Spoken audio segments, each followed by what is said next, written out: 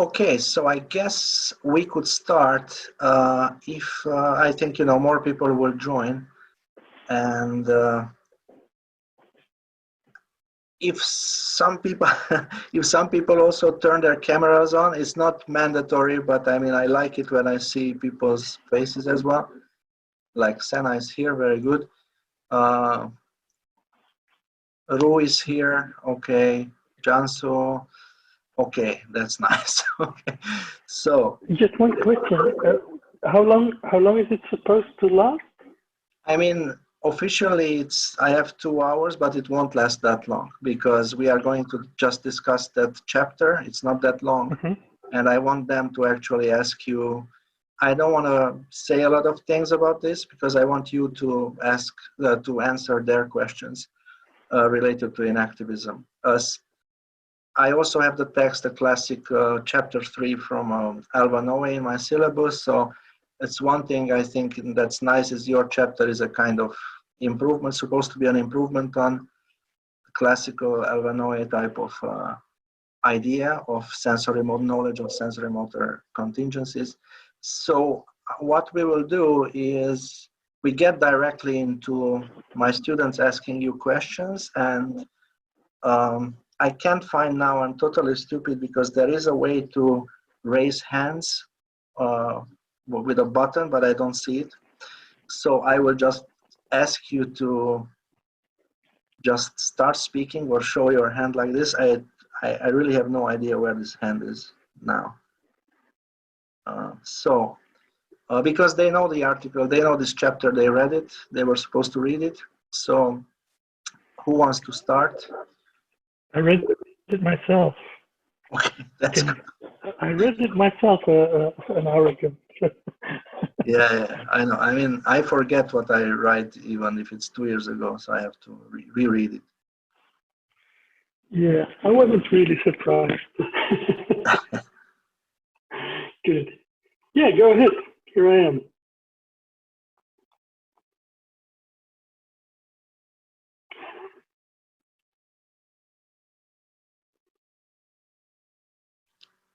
Yeah, Rula. Yeah. Hi, Professor Myin. Thank you for joining our class. My question, I think, is good for a start because my question is about the claim of the inactivists. Whether the claim is that suppose we add an eye to the brain in a vat. So this is the claim that it is not conceivable that this brain in vat see something, perceive something, or the claim is something weaker, that the actual human beings we are inactivated, have inactivated cognitive systems. So what is the claim exactly? Oh, you start right with brains in vats. Let's start. Let me think a little bit. Well, for starters, I don't think there is an activist claim, right? I'm going to say what I think is most defensible or should be said. Okay, so what's the idea? Well, brains in that. You start right with the heavy artillery.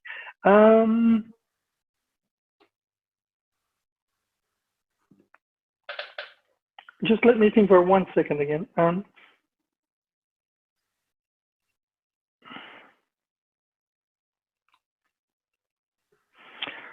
I have written about this. I think the best thing for an activist approach a la sensory motor is to say that a brain in a vat would be a miracle and should be treated as such. It's an idea, but it's in any plausible sense of the word impossible, because it's totally inexplainable, and it shouldn't play much of a role in theorizing about perception, just in the way like the idea that the Earth could have been created 1 second ago. You know, that's an idea. It's actually been defended and by someone at some point, and Russell wrote about it. You can imagine that the Earth was created 1 second ago, but nobody thinks that that is a real refutation to the Darwinian theory of evolution. No? Well, I don't think so. You're not saying you can't. Well, that was the original intention, perhaps by the guy who thought about it or who came up with the idea. But nobody's going to say that Darwin was wrong, because it could have been that miraculously the world could have been created 1 second ago. So it's not a serious objection to in any way to evolutionary theory. And why is it not a serious objection? Because it's a miracle. It would explain nothing, while the Darwin's theory has all the explanatory power. And I think it's a good parallel with the brain in a vat. According to sensory motor theory, you have all these experiences because of your attunement to sensory motor contingencies. You are an organism that does all those things, and you have that.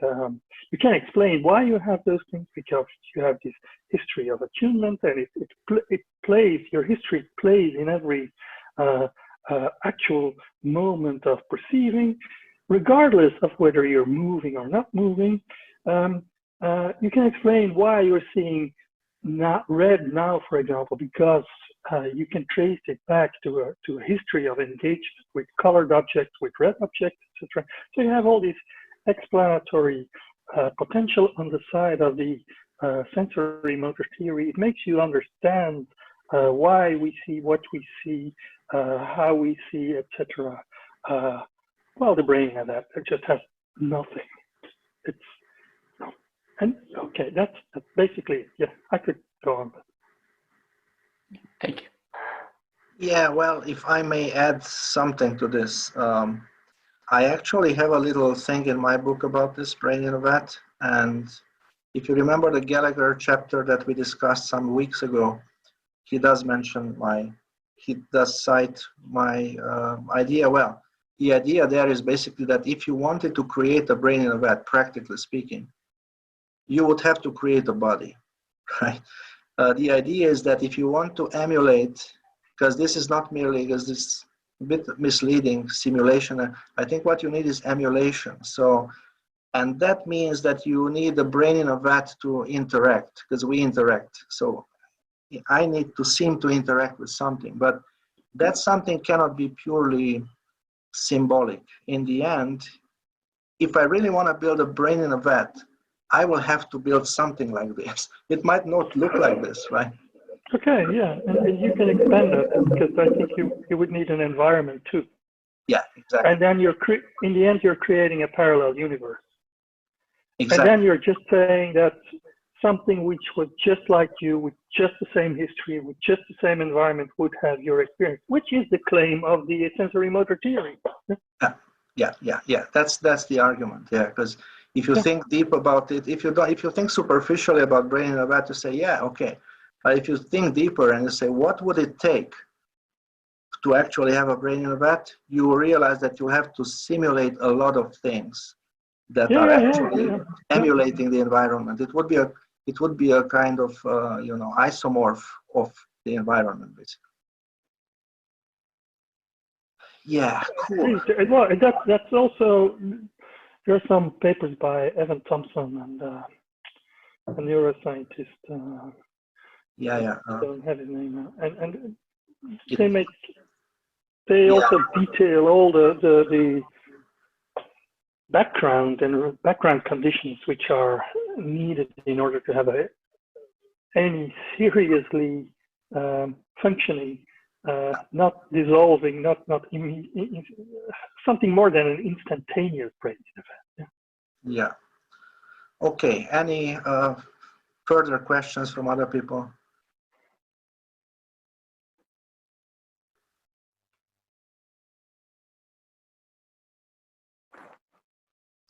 Yeah, Asian.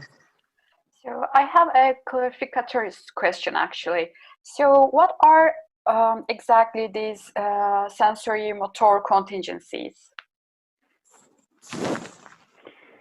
Oh, you could try to define them more. Well, no, well, as it was expressed in the literature, it's mostly phrased like this. It's the way the stimulation changes when you move, right? So I move my head sideways, and then the retinal stimulation moves, or I move towards an object which I see, and its apparent size becomes bigger, right? And its retinal projection becomes bigger. That's one characterization, and then later it's also been added that you could have no movement but an object moving, and you also would have sensory motor contingencies. These are relatively, well, more or less technical specifications or attempts to characterize, but you can take them in a broader way also as just sort of the pattern of changes when you do something. And you could think in a very informal way about sensory motor contingencies along that path. You could say taking a bus, stepping on a bus has sensory motor contingencies. There's a certain pattern of interacting with objects in the world, or well, if you call a bus an object, which has a certain pattern, which has a certain recurring pattern all these times you take a bus, with variations, also stuff that remains relatively right. And you could think about these as sensory motor contingencies, I think. And then you can connect the idea of how it is to feel something to the ways you engage with the world. There are regularities, recurring patterns in the ways you engage with things, like even taking a cup of coffee or something purely perceptual, looking at a face. And once there's something stable in that, you have a certain feel for that thing. Yeah. As a follow-up question then, like stepping into a bed or just walking, they are just explicit movements. But if I think as, cone cells in the eye, then I could claim that it is implicit. So in that sense, can I say that? Sorry, I didn't hear you. So you talk about walking, etc., as explicit movement, and then you compared that to cone cells in the eye, like retina. So cone cells. Cone cells, color sensitive. Yeah, exactly. So such cells, their some sort of behavior would be implicit. So in that sense, can I say that sensory motor contingencies can be both explicit and implicit based on some certain condition? Would it be true? Well, let me, because I want to make sure that I understand what you're concerned about. So when you talk about cone cells in the retina, do you think they are subject to sensory motor contingencies? I think they are, because attuning some sort of light. For instance, when one look at a light directly, the cone cells can be exploited or some sort such behavior. It shows such behavior. So you just after looking around, you saw a light shape, circle. Although there is not, but it's just behavior of the your eye attuning the conditions. So I thought that it would be an example, but I'm not sure, since you just claim that it might be. So I'm not sure, but I thought that it might be something that is not explicit, but it is part of attunement, I think. What do you think? Well, I don't think that the idea of well, I do think that in all most of the, or in the sensory motor theory, the sensory motor contingencies concern the organism and its environment, and then you have these attunement and adaptation and to these contingencies. And I would think that they are they can be in some contexts or in some under some conditions, a lot of the aspects of this attunement can be explained by the functioning of, for example, your cones, right? You explain why you see red, for example, because when you move and the image or the stimulation from the outside world moves over your retina, there's a certain change which is due, or which has to do with the fact that the cones are unevenly distributed over your retina. So you have a lot of red sensitive cones in the approximately in the center, but not in the periphery. So there's a certain pattern in which a stimulus which is red can no longer or changes its stimulation, the way it is received on the retina because of the layout of the cones, right? There's a pattern there again, and that explains your sensitivity for red. But I would say that the activity of the cells, for example, is used to explain the organism's sensitivity to sensory motor contingencies, but it's not this itself described in terms of a sensitivity to sensory motor contingencies necessarily. Well, I'm a bit fake because I need to a bit more work to do to figure out that relation. But basic point is, I think the notion of sensory motor contingencies applies to organism-environment interactions and can't be easily taken to the cellular or brain level. Though there are much more to say about that. But it would be, well, it would be not cautious to just transfer it from the organism to cones, for example. I see. Maybe I can just ask one more following question. So then, in what sense can I say that, how can I put it?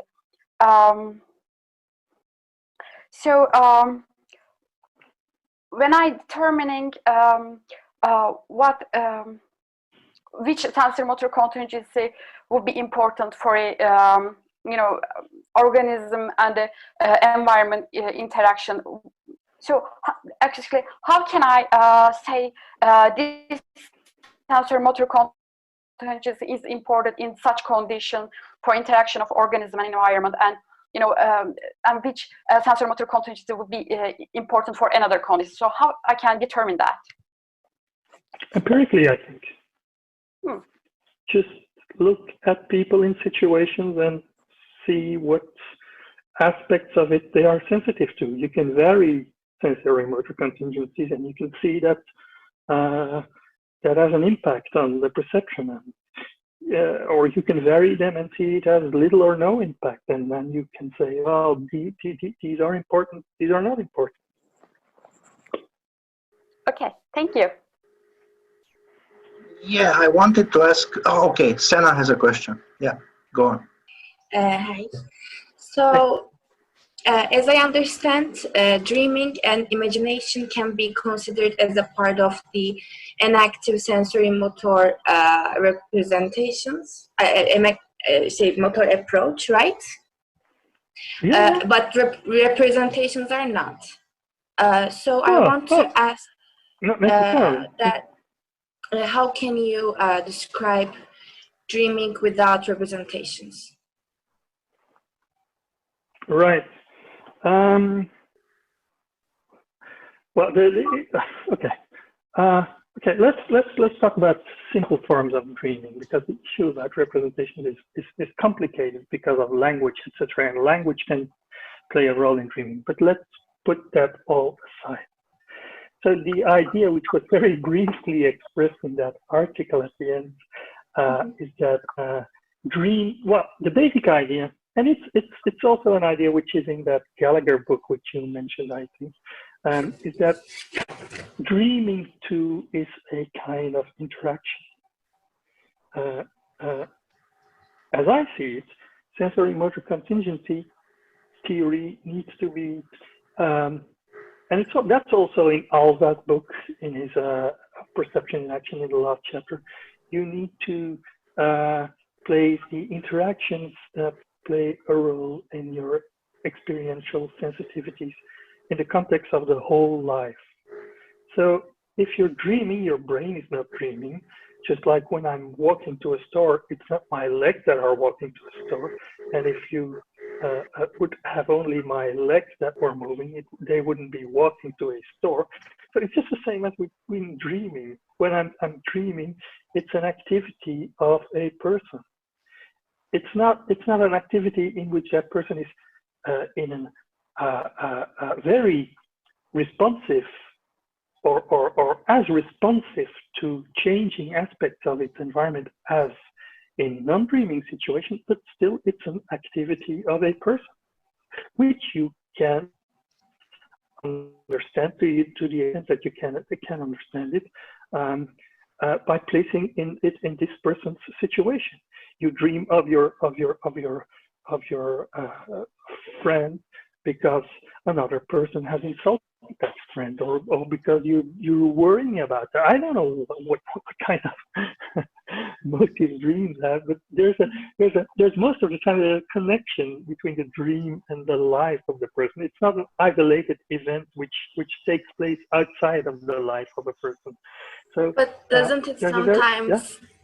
But doesn't it sometimes really isolate it?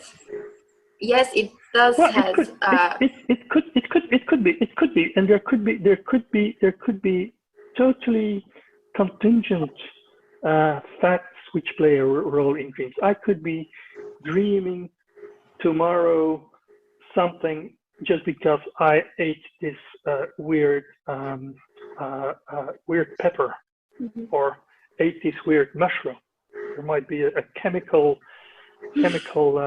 fireworks in my brain due to that. Yeah, sure, that can happen.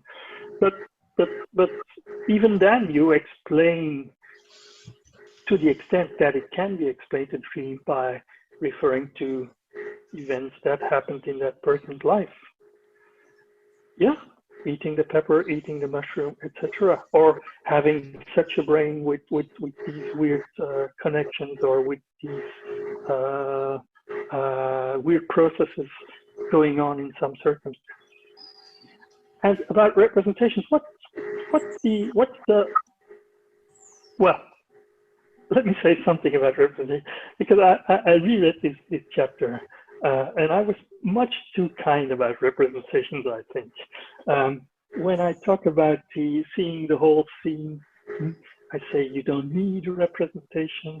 The argument is you don't need a representation of the whole scene because you have access to whatever interests you at a moment, and because you can access everything that you care about at a moment, you have the feeling of having the whole scene in your grip. But that's a good argument to say that you don't need representations. But there's a stronger argument that representations don't do anything. They're just fiction. If I say I see a whole complete world because I have a complete representation. I have explained nothing. I have just given something hypothetical, a representation, all the properties that are needed to explain my experience. I built in my explanants everything that is needed to account for my explanants. But I've really done nothing. It's an empty move. And saying that you can explain dreams by means of representations is no different, I think. You haven't said what representations are. Representations are whatever that you need to account for dreams. Yeah, if you have that notion of representation. So, in some way, do you think that representations kills the reality? I'm sorry? In a way that, do you think representations kills the reality? They are just some kind of fictional things that we create in order to put things on the ground. No,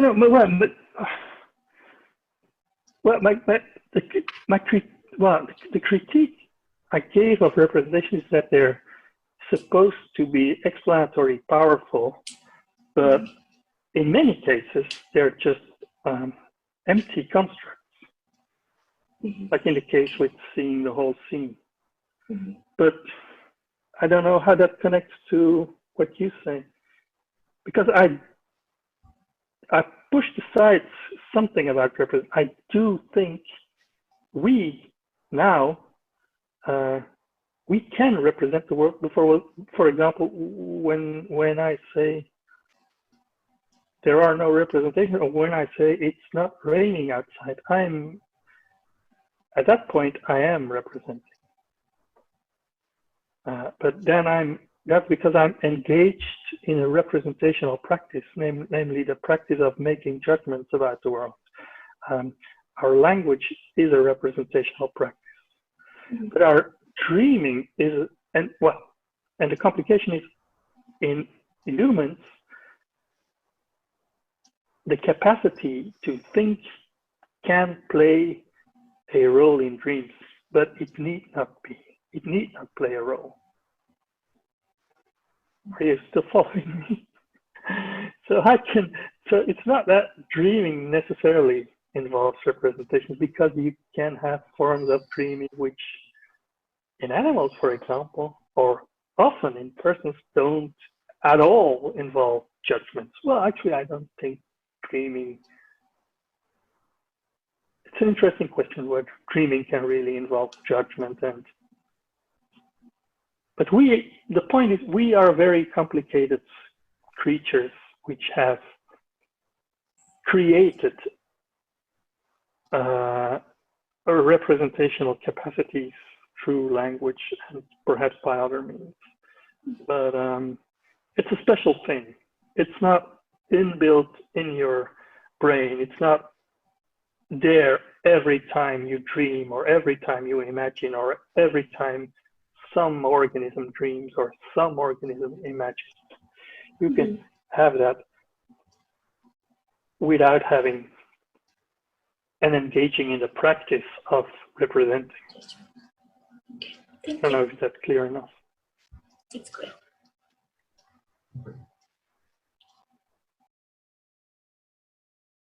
You are muted, but I guess. Hi. I was talking to István. I guess he gives me. Sorry. Yeah, Jansu. Sorry, I was mute. No, it was okay. Hello, first of all, thank you for joining Hello. us. My question is about, I have seen some studies that people try to create visual illusions through sounds. And do you think, like, if it is possible, do you think it will have an effect on sensory motor theory of vision?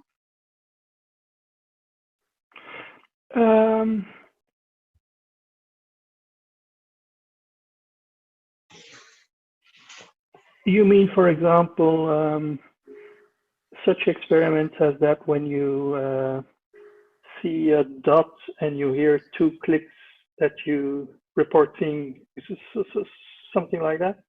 Yeah. The way you see is determined by what you hear? Yeah. and you would see several objects, which is, or one object just because you hear several clicks, for example, something like that. Yeah. Yes. So intermodal. It's yeah. Is it that intermodal interaction? Yeah. Actually, I think that, and in one of the books with Dan Hutto, we've in the 2017 book, Evolving in Activism, in the chapter on perception, we write about that. And actually, I think that supports the sensory motor theory, because what happens, you can explain such effects by referring to your normal habitual perceptual situation. Normally, if something appears at a certain point and a certain sound appears, like a car comes driving up, the sound and the visual perception are come together, right? We have one experience of a car that and which has several modal aspects, but it's one experience, and normally these things are coupled. And in these experiments, I think you create a situation in which you make a change to, for example, the visual thing, which would not normally be there. Like you hear several clicks and you see one thing. Well, normally in 99%, or I don't know how many of the cases, the visual stimulus would behave in the way you illusionary see it behaving. So you can't explain the effects by reference to your history of interactions with objects that both sense visual and auditory stimulation. And once you look at those experiments from the normal, with the normal situation in your background, you can explain it. So it's and that's exactly what would be expected from a sensory motor perspective. You've built up your attunement to patterns of sensory motor contingencies, and they come to exert their influence. They play in those experiments. Is that relevant to your question, or? Yeah, it is relevant. Thank you. Yeah. Yeah, I want to ask a question that's been on my mind. It's kind of half. I guess it's more philosophical. And for the students, you remember at some point we had a PowerPoint where I had a glass that you hold a glass, and we had this idea of amodal completion, right? And we had the dog behind the fence and all those cases, right? So, I mean, everyone agrees that there is this idea of presence in cases like the dog running behind the fence, or the dog running behind the fence, then getting in front of the fence, and, you know, we have no problem in seeing this as what it is. And it's very nice that, you know, you say, well, you see, we have this amodal completion. Now, some people would go as far as to think that even in some cases where I personally would say that there is no amodal completion, but it's more like perceptual judgment, like, for example, seeing something through the keyhole. I think Bence and Hanoi would say that even seeing someone through the keyhole is a case of amodal completion. To me, it seems like that's clearly an intellectual kind of situation. So if I see someone's hands through the keyhole and I say, oh, that's John, I think this is not perceptual at all, right? And so what I want to ask is, where is the boundary between intellectual and non-intellectual when it comes to perception? So everything is like visual, you know, take the visual. I think, I personally think that at one extreme, there must be something that's like almost pure judgment rather than just perception. Okay. Yeah. Okay, thanks. That's a very good question. Actually, I'm currently thinking about that. That's something I want to address now. And very roughly, I don't know how clear this yet will be. Very roughly, my idea is that the question whether something is perceptual or judgmental is might be, let me be very careful, might be a normative question. It might be a question about what we expect all observers to be able to see in a certain situation. For example, I'll return to that, but let me give another angle. Suppose I say now that I see a cat, an orange cat flying by, right here, and suppose you investigate the situation, and you find out that there was a piece of plastic, which was, if you investigate it clear, which was quite cat-shaped at the moment. I just threw my eye on it. What are you going to say? You're going to say, well, Erik, you thought you were seeing a cat flying by, but actually you were seeing a piece of plastic passing by. So you are deciding, you're making deciding that I didn't see. I might protest, and I must say, I was sure I saw it. It was a cat. Your investigation, it's a fake investigation, and you might involve other people, and the more objective the investigation becomes, the more you will say that I didn't perceive a cat, but I thought I was perceiving a cat. Then you might say, oh, Erik, you made a judgment. You made a judgment that you saw a cat, but you didn't really see one, right? So that's the basis of a normative reasoning. And I think often we only say that people perceive things if certain normative conditions apply. If other people, without your expert knowledge, would see the same things. You see something if anyone in your same situation would see that, would say they see that. And we can have norms about it being justified or not justified. And you could think that it's an empirical question, right? But I wonder how you ever would have an empirical criterion to distinguish seeing from judging from not seeing. You could say, oh, there is an area in the brain which is the seeing area. But the problem with that is that you would have recourse to those normative considerations which I talked about in order to indicate whether that area in the brain was a seeing area. Because you could always say, oh, we thought it was a seeing area. Erik's seeing area was activated when and not the area that we previously thought was his judgment area. But now we have to revise that. It seems that there's judgment in his seeing area, right? I'm just saying there's a lot of these complications, and I think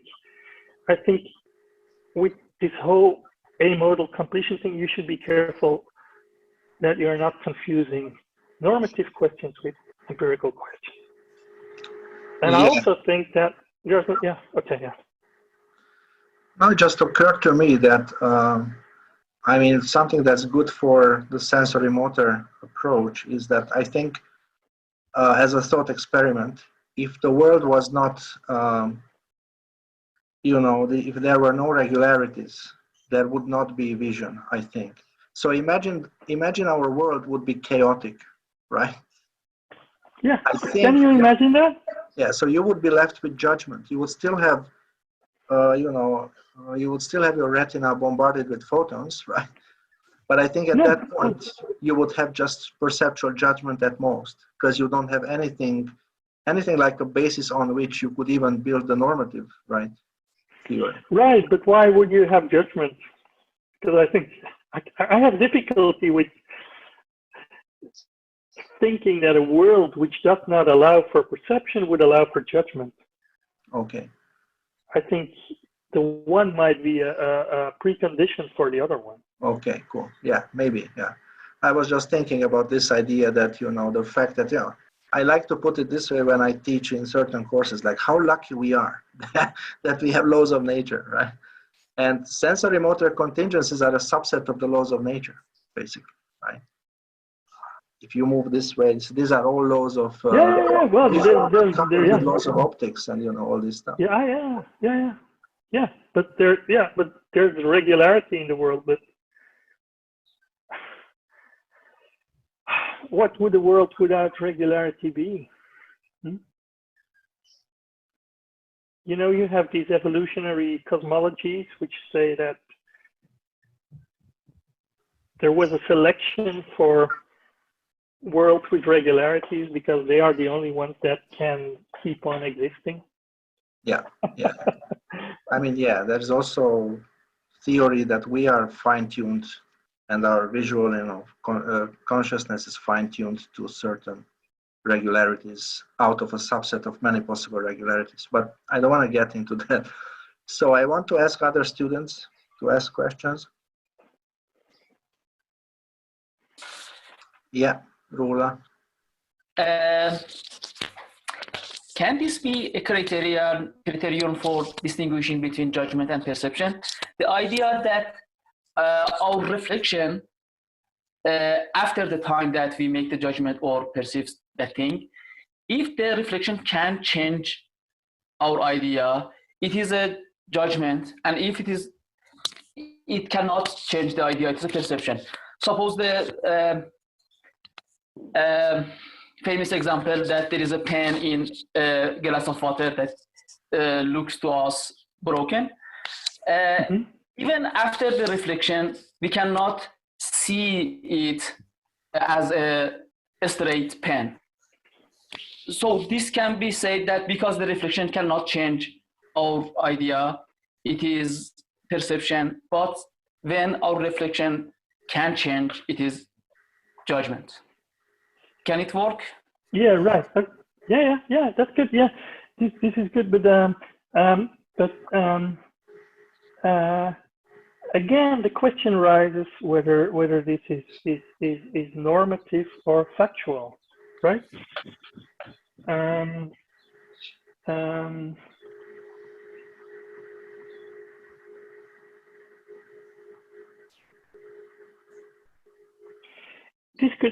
This idea that it must be perceptual because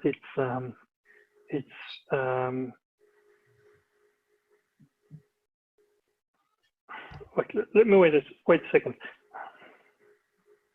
So it's immune to revision, therefore it's perceptual.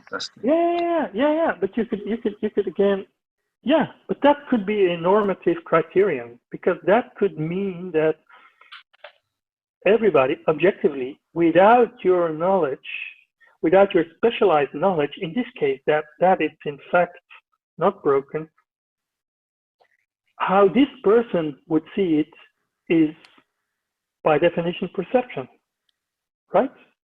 That would be an application of a normative rule of a rule to normatively distinguish perception from judgment. Right? But you can check it empirically. Yeah, of course you can check it empirically, but my point. Well, but then I think the point I made, you can look at brain areas, etc. But then you still always have to make this decision whether you're talking about a visual area or a conceptual judgmental area.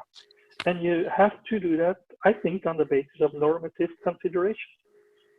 There's nothing in the brain that comes with a label, hey, I'm visual. But yeah, so yeah,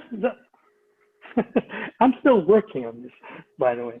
So it's not fully developed. But I just think there's another difference between the visual or the perceptual and the judgmental, and that's I'm also, and that's also something I'm working on, and that's trying to connect my work to the work of people like Charles Travis and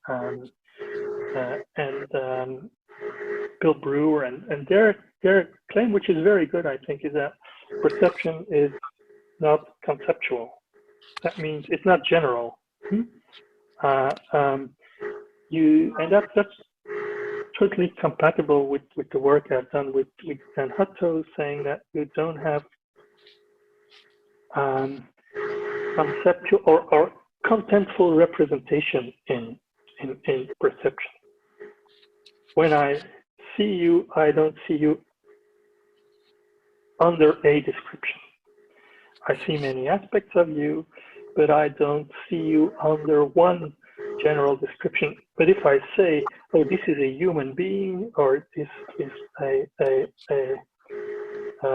featherless biped, I don't know what, I'm categorizing you under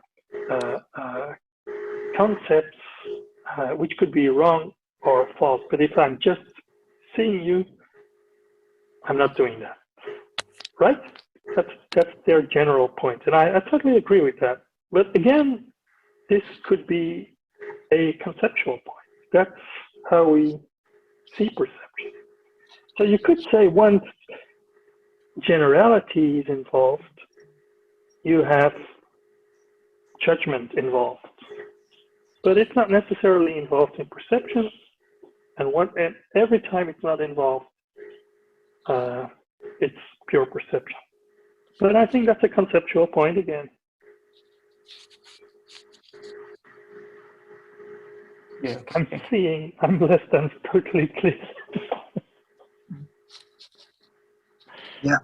The idea, well, we're represented with particulars in perception, which can be described as constellation of general properties, or in terms of general properties, but are given still a relation to them in perception is a relation to particulars, not to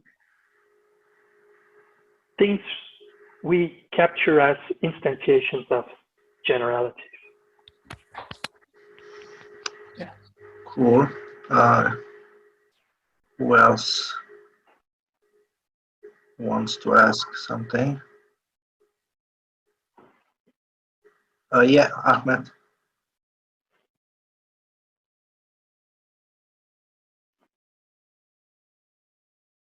Yeah.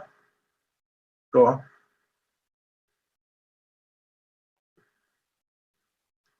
We can't hear you. We don't. Can you hear me now, maybe? Yeah, now, yeah. I can hear you. Yeah, okay. In the text, actually, you define the vision as something we do rather than something happens in us. And what I understand from that sentence is we have control over our vision. So to understand, right? So we see and perceive maybe when only we want to do it. Okay, yeah.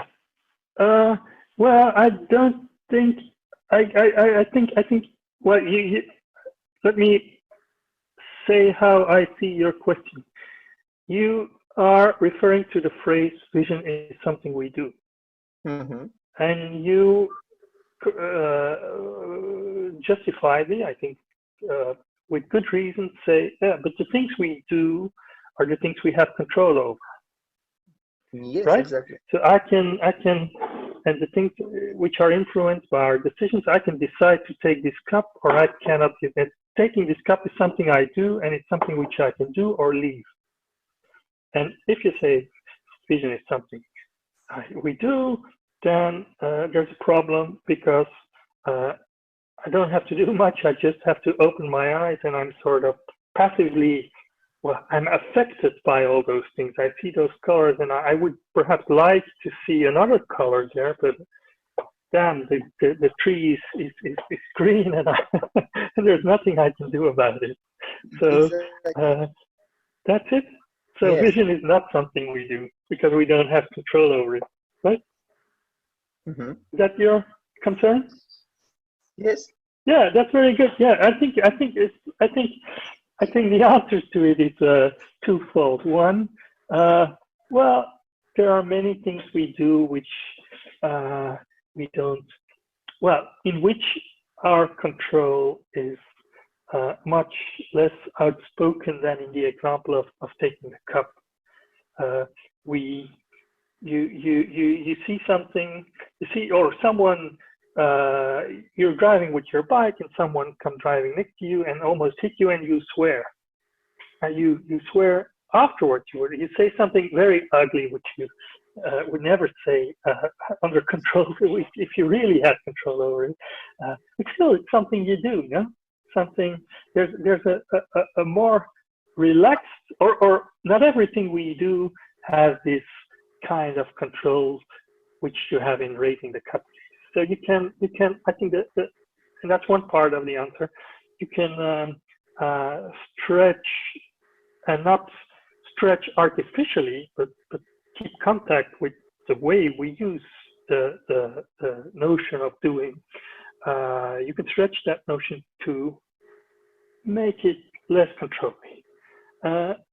But another thing, or another aspect of the answer is that, yeah, perhaps it's too much of a modification that is required from our notion of doing in the slogan. Perception is something we do, because the important thing I think in the slogan is that perception is something which is, and I love that phrase in Alva's book, is something that's part of the active life of organisms. It's part of your biological life, and that's always the context in which seeing has to be seen. And that's why it's not a brain event in isolation, but it's even if I am affected by the light that's falling on my retina and seeing it, it's something which takes part in my life, which belongs to me as a person. It affects me, it affects my goals. It's an aspect of my life and the way I experience it. And that's how I have to approach it. That's the context where I have to see it in order to understand it, in order to give it a place in nature or something like that. I don't know if that's clear enough. Yeah, thank you. And actually, in addition to my question, I want to ask that somebody asked about dreaming to you, and is it the same with some illnesses such as schizophrenia, and the people see something not really there, or they don't want to see actually, or other people don't see like them? So would you explain it by the same, like you explained dream argument, or it is something different? I just want to ask that. Well, I don't really know, and I don't really know. Well, I don't want to take much of an a priori stance towards it. Mm-hmm. The explanation, insofar as you can get an explanation, could come from many sides, and I can't a priori say which is the best. There might be pure brain factors, but it seems that's not enough. So you might, well, if I inject some substance in your brain, that will probably have massive, or that could have massive consequences for your experience. And so there might be special brain conditions which might have a purely biochemical explanation. They might be triggered by some substance in your environment. That might be, well, it has been investigated. It can't find such factors, okay? But there might be explanations and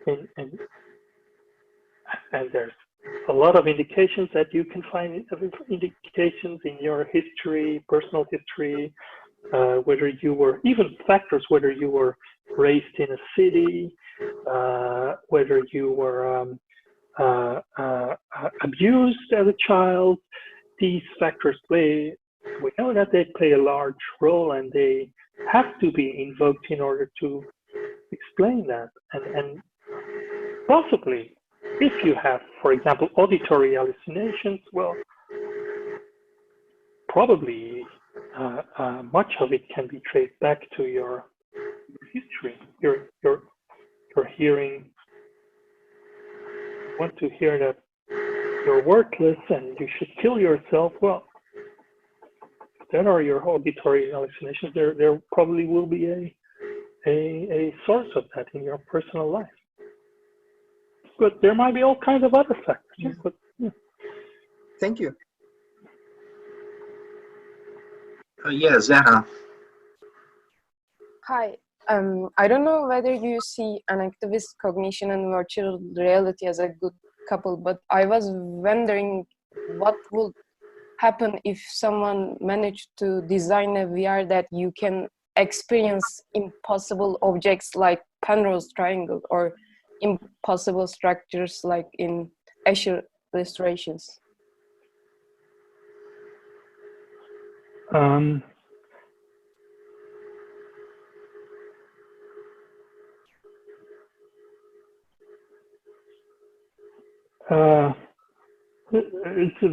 What would experiencing, and let's make it a bit more concrete. So would that, for example, mean that you could create a virtual environment in which I was climbing an Escher stair? But the question, of course, is if you would be, well, I'm struggling with the concept of experiencing an impossible object, because if you would be experiencing it, would you be experiencing it as an impossible object? I'm not sure. That's what we're already doing, no? If you look at this Escher stair, and you look at it and you say, oh my God, it's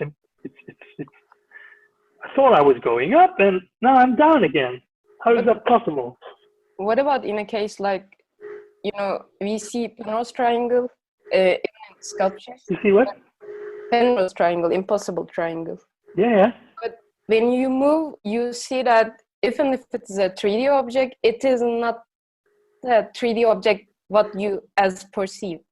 But if someone managed to create a VR that a impossible triangle remains same as what you perceive, what would happen? I mean, but I'm wondering whether the condition of that, if the antecedent of the could be true. Could you create that? Because it seems to me that what happens with those impossible objects is that they have some local plausibility, but not a global plausibility. And that's what you do. You look at the Escher thing and you do the normal thing, and suddenly all the intermediate steps seem perceptually reasonable, but they bring you to an endpoint which is perceptually unreasonable, impossible. So there's a conflict between the elements of the perceptual process and the result of the perceptual process, I think. And it seems to me that what you, the possibility you envisage would be to make those two coherent, to make not only the intermediate steps coherent, but also the results.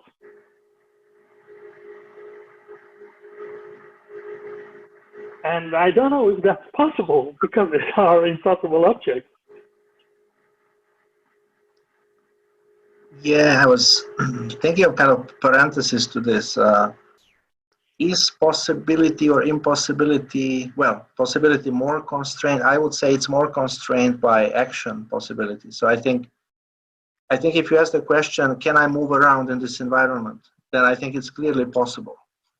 More so than if I say, oh, do I see it as possible or not? I think action, I think it's more anchored into the world, right? So if you think that there are no impossible worlds, right, there cannot be, right, then you would think that you cannot create the antecedent of the conditional because, you know, it's about action. And sorry, you know, when it comes to action, I'm sorry, moving around, that requires consistency, right? Logical, you know, there shouldn't be any impossibility there. So, and that would mean that, and since vision, according to an activist, is kind of, you know, I don't want to say secondary, but, you know, anchored in action, then, you know, at most you would have something like, you know, illusions of impossibility or something like that. Of course, I mean, Zera's question, as you said, if it were possible, but I don't think it would be possible because you are supposed to act rather than just, you know, the Escher stare is very nice to look at it, but it's not very nice to walk on. Okay, right? I don't see how you could walk on it. You know, walking at the same time upwards and downwards, right?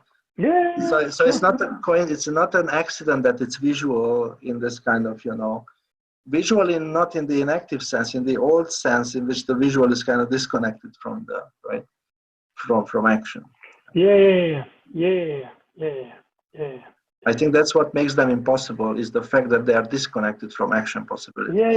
Yeah. I mean, connected to this action stuff. So I was thinking of this, and I'm curious what you think about this. So, do you believe you know, the cat experiment, which is supposed to show the difference between active involvement with the environment versus passive? So the difference between passive sensory motor contingencies and the experiment where the cats were taken around. One cat was passive, right? And you know, when the cat was released, the cat was perceiving, there were two cats for students, I'm saying. One cat was freely walking around, the other cat was attached to the first cat's back. Both of them were receiving the same stimulation visually, but the second cat, the one that was attached and unable to move, just was passively moved around, that was not able, when released, was not able to perceive properly and would bump into objects and would not be able to get around in an environment. So the argument is supposed to be that you need, when we say sensory motor, the motor part really needs to be action rather than just simply, this happens when you move your head. You really need to move your head rather than someone moving your head around or something. So I was curious what you think. Is that experiment controversial in any way, or? Well, yeah, I haven't really much to say about the details of the experiment, and it's been ages that I've read some things about it, etc. That's long ago.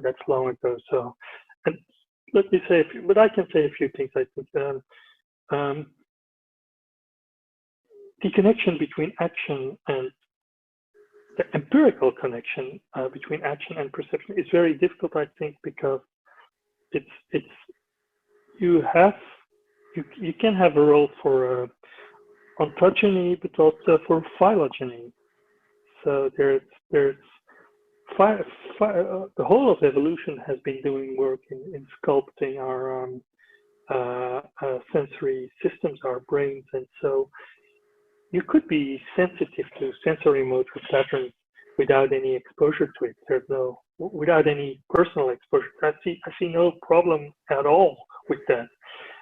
And it's very hard to disentangle what's due to phylogeny to what's due to ontogeny. But I certainly think that those experiments reveal a role for ontogeny, right? You see differences, and I know there's a lot of critique of those experiments, and there's a lot of literature which I haven't a good grasp on. But in any case, there seems to me a role for an important role for ontogeny, and it's established in those experiments, and it's also established in other experiments in which you clearly see differences between people who can move while perceiving and people or person or organisms who can move while and organisms who can't move while perceiving. It's also in the sensory substitution, the inversion or the distorting goggle literature, etc., etc. Yeah, and that's about the experiment. But there's in the background there's this big question, and it's been in literature. So we're like, could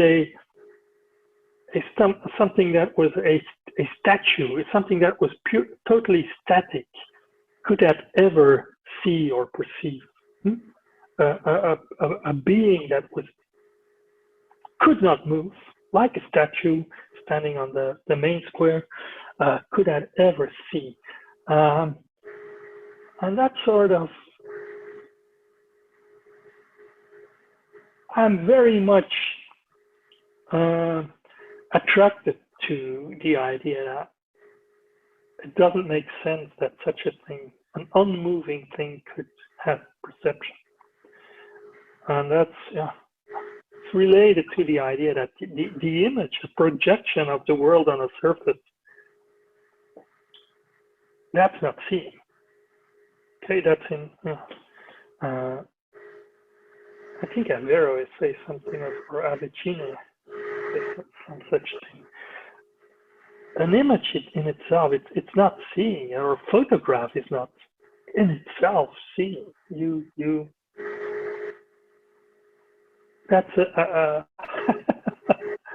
and what would such a statue have more than a passively received image?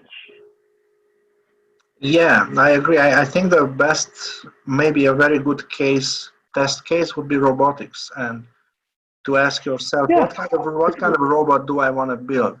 I mean, I can build just a robot with cameras in the eye, you know, and that's like we have a lot of CCTV here on campus, right?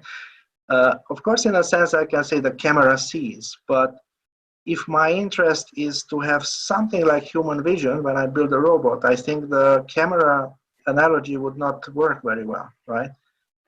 Because the camera would be very much like the statue that you are describing, right? The camera, I think the camera sees to the extent that we can interpret that because we are built the way we are built, right? Yeah. But the camera itself is passively receiving, you know, stimulation. It has some sensors. Yeah. And Well, yeah. Even if even that, because it's, and even if, but the robot, even there are interesting questions there about action, and do you need to be living or something like living in order to have action? If just moving like a being able to grasp things with a robot arm, is that acting, etc. These are very interesting questions which needs to be pursued, and which are not trivial. You can't just easily equate grasping with a robot arm to human action or organismic action. Can I say one more thing about this? Yeah, sure. Because seeing, where I think this notion of seeing, well, we always are seeing always. That's, well, I have a very holistic conception of seeing. Seeing, you don't, seeing is an abstraction, right? The notion of seeing. You just don't see, you experience the world, you're thinking at the same time, you're engaged in projects, and analytically you can distinguish perceiving, and then you can distinguish perceiving with your eyes from perceiving with your ears, even though there are these important interactions. Well, there are these important.